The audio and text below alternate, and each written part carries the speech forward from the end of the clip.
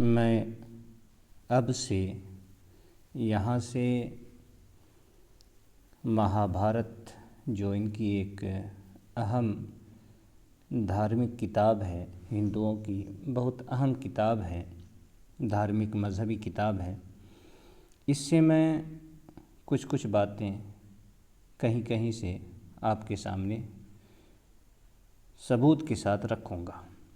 और ये गीता प्रेस की छपी हुई होगी और पेज नंबर इसी तरह से कौन सा पर्व है, कौन सा खंड है, कौन सा अध्याय है, कहाँ पे ये बात लिखी हुई है, वो सारी बातें आपके सामने आएगी।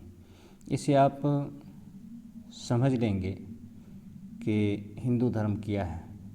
और ज़्यादातर आपको यही मालूम होगा कि ये सब कुछ ब्राह्मणों का अपना बना बनाया है। इस तरह की बातें आपके सामने आएंगी, बहुत सारी बातें आएंगी, बहुत तरह की बातें आएंगी। चूँकि महाभारत एक बहुत ही बड़ी किताब है। ये जो मेरे पास है, ये गीता प्रेस की जो छपी हुई है, ये संस्कृत और हिंदी दोनों साथ में है, तो लगभग 15,000 पेज के आसपास है, इससे ज़्यादा ही है। तो मैं कई बार पूरी पुस्तक पढ़ चुका हूँ, तो इसमें मैं बहुत सी जगहों पे निशान भी लगा चुका हूँ। और बहुत सी चीज़ें जो है फिर से मैं जब वीडियो बनाऊँगा तो बहुत सी चीज़ें सामने आएंगी, तो उस पर भी निशान लगाता चलूँगा। तो आइए हम शुरू से शुरू करते हैं और देखते हैं सबसे पहले कि और इनके यहाँ एक ही बात जो है बहुत तरह से जो है लिखी हुई मिलेंगी। जैसे अभी मैं आपको बताऊंगा कि ये देवता जो इनके भगवान है, ये इनका जन्म कैसे हुआ, ये ज़मीन कैसे और ये सारी चीज़ें किस तरह से वजूद में आई, तो इस बारे में भी इनके यहाँ बहुत सारी बातें मिलती हैं। 50 किस्म की बातें आपको मिलेंगी। उनमें से आप देखेंगे कि ख़ुद इस किताब के अंदर भी बहुत तरह की बातें मिलेंगी। तो आज शुरू में जो बात है, जो सबसे पहले अध्याय के अंदर जो बात आई है, उसको आप देखें। कल मैं शिव पुराण देख रहा था, तो उसमें शिव जी को बरहम बताया गया था। बाकी सारे देवता जितने भी हैं, चाहे वो विष्णु हो, ब्रह्मा हो, वगैरह वगैरह, सबको जीव बताया और बरहम सिर्फ शिव जी को बताया है। और यहाँ आप देखें तो बरहम जी इसी के अंदर अगर आप देखेंगे तो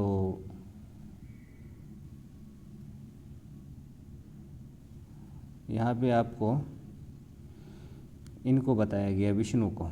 तो मैं ऊपर से यहाँ से कहाँ से मैं पढ़ना चाह रहा था, यहाँ से मैं पढ़ूँगा सृष्टि के प्रारंभ में, जब यहाँ तो यहाँ से मैं पढ़ूँगा। तो इससे पहले आप यहाँ देखने के ऊपर में होगा, यहाँ देखें आप इसमें विष्णु को बरहम कहा गया है।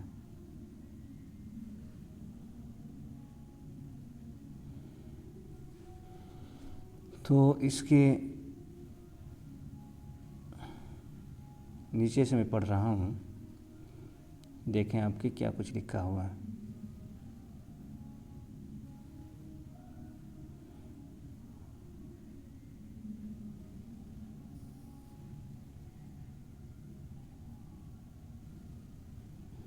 यहाँ देखें, मैं निशान लगा देता हूँ। यहाँ पे आप देखेंगे कि यहाँ विष्णु को आप देखेंगे कि ये कहा गया है यहाँ कि वो बरहम ही मंगलकारी एवं मंगलमय विष्णु है। तो विष्णु को यहाँ बरहम बताया गया है। अब देखें आप, बहुत सारी बातें इसमें, मैंने कहा था कि 50 तरह की बातें मिलती हैं, लेकिन ये दुनिया किस तरह से बनी, देवता किस तरह से बने, वो बात यहाँ से मिलती है। हिमालय की पवित्र तलहटी में पर्वतीय गुफा के भीतर धर्मात्मा व्यास जी स्नान आदि से शरीर शुद्धि करके पवित्र हो कुश का आसन बिछाकर बैठे थे। उस समय नियम पालन पूर्वक शांति चित हो वो तपस्या में संलग्न थे। तो यहाँ से ये लोग पूछते हैं व्यास जी से, चूँकि इस पुस्तक के लेखक और बाकी जितने भी पुराण वगैरह हैं, सबके लेखक व्यास जी ही हैं। जिन्हें विष्णु का अवतार कहा गया है।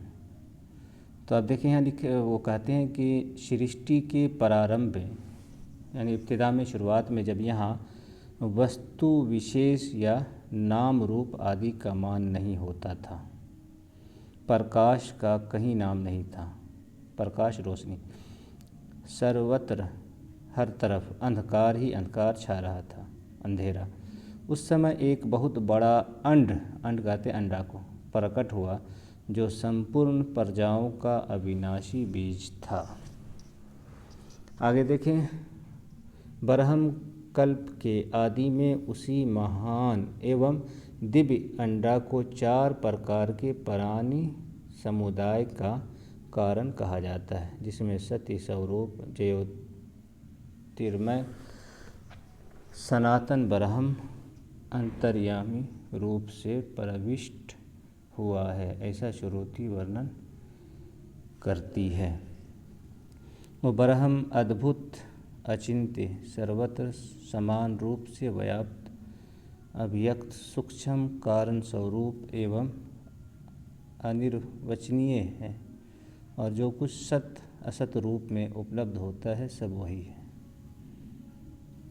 उस अंड से ही प्रथम देहधारी, देखें यहाँ है कि उस अंड से ही सबसे पहले देहधारी, प्रजापालक, प्रभु, देवगुरु, पितामह, ब्रह्मा तथा रुद्र, मनु, प्रजापति, परमेष्ठी, परचेताओं के पुत्र दक्ष तथा दक्ष के 7 पुत्र करोध, दम, विकृत, अंगिरा, करदम और अश्व प्रकट हुए। तत्पश्चात 21 प्रजापति, मरीचि आदि 7 ऋषि और 14 मनु पैदा हुए।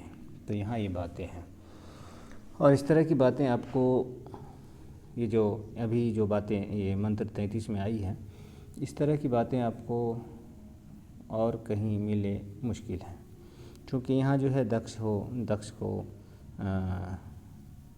देखिए परिचिताओं के पुत्र है, तो पुत्र और दक्ष के 7 पुत्री, तो इसमें सबको एक ही अंडा से निकलने का बचा, तो अंडा ही के अंदर गोया कि सारी चीज़ें हो रही थी।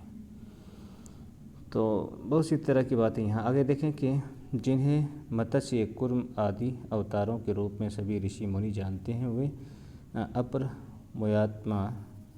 अपरमेयात्मा विष्णु रूप पुरुष और उनकी विभूति रूप विश्वदेव, आदित्य, वसु एवं अश्वनी कुमार आदि भी क्रमशः प्रकट हुए हैं उसी अंडा से। यहाँ लिखा है, तदनंतर यक्ष, साध, पिशाच, गुह्यक और पितर एवं तत्वज्ञानी, सदाचार परायण, साधु, शिरोमणि, ब्रह्म ऋषिगण प्रकट हुए। इसी प्रकार बहुत से राजऋषियों का प्रादुर्भाव हुआ, जो सब के सब शौर्यादि सद्गुणों से संपन्न थे। क्रमशः उसी ब्रह्मांड से जल, द्युलोक, पृथ्वी, वायु, अंतरिक्ष और दिशाएं भी प्रकट हुई उसी अंडे से।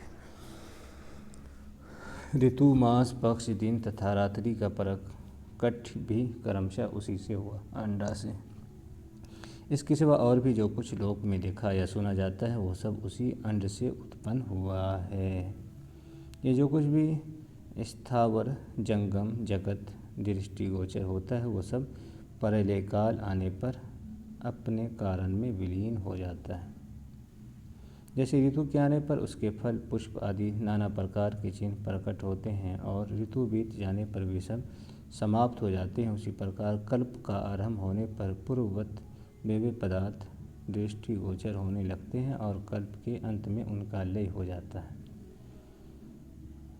इस प्रकार ये अनादि और अनंत काल चक्र लोक में प्रवाह रूप से नित्य घूमता रहता है। इसी में प्राणियों की उत्पत्ति संहार हुआ करता है, इसका कभी उद्भव और विनाश नहीं होता। देवताओं की सृष्टि संक्षेप में 33,000, 3300 और 33 लक्षित होती है। 33,000, 3300 और 33 लक्षित, ये कुल मिला के वो जो 33 करोड़ बोलते हैं उसी के बारे में। यहाँ के पूर्व काल में दिवापुत्र, बिरहत, भानु, चक्षु, आत्मा, विभा, सु, सविता, ऋचिक, अर्क, भानु, अशावा तथा रवि ये सब शब्द विवस्वान के बोधक माने गए हैं। इन सब में जो अंतिम रवि है वो मही पृथ्वी में गर्भ स्थापन करने वाले एवं पूज्य माने गए हैं। इनके तने देवभराट हैं और देवभराट के तने सुभराट माने गए हैं। तो ये है, तो यहाँ तक तो ये बात आ गई है। तो इसमें बहुत सारी बातें इस तरह की आती हैं, मुख्तलिफ़ बातें, मुख्तलिफ़ किस्म की बातें आती हैं।